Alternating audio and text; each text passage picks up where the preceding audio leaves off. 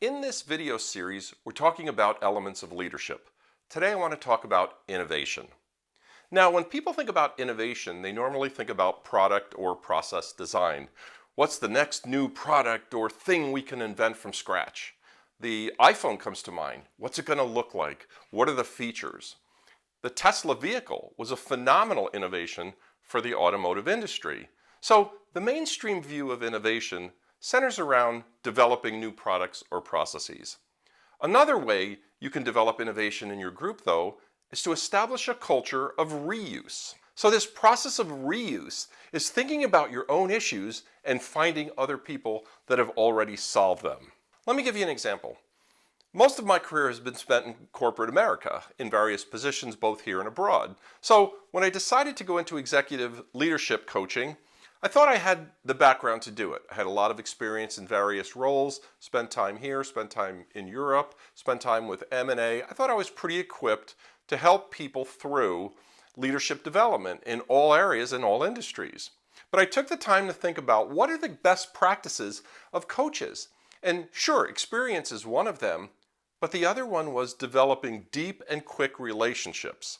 So I thought about, gee, I could study psychology books all day long and try to figure this out, or I could think about who's already solved this problem. And when I went through that process, I came up with one choice: hostage negotiators. I thought if I could learn how hostage negotiators deal with building relationships quickly, because there's high risk, a lot involved, if I could use their process, I'd have the best process in the world to build relationships. So I found a way to have a meeting with the head of hostage negotiations in New York. Arguably, it was one of the best meetings of my life. He was just as fascinated thinking about why I would want to know his process as I was to learn his. So let's review. The first area of innovation is certainly developing new products and processes.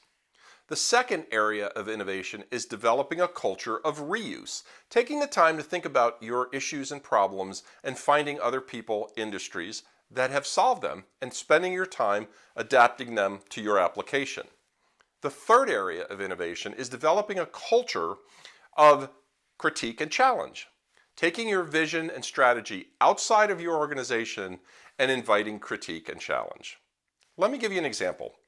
A CEO colleague of mine takes his team out 4 times a year and visits with key customers or suppliers. Obviously, there are non-disclosure agreements and partnerships, etc.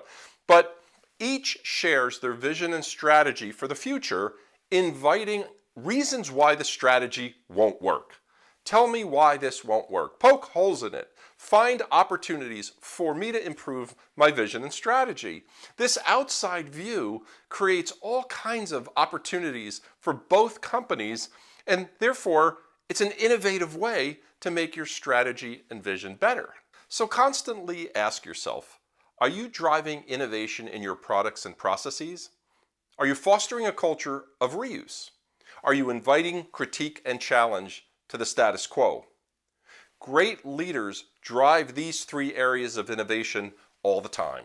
Thanks for taking the time for some ideas on innovation. In our next video, we'll be talking about building relationships.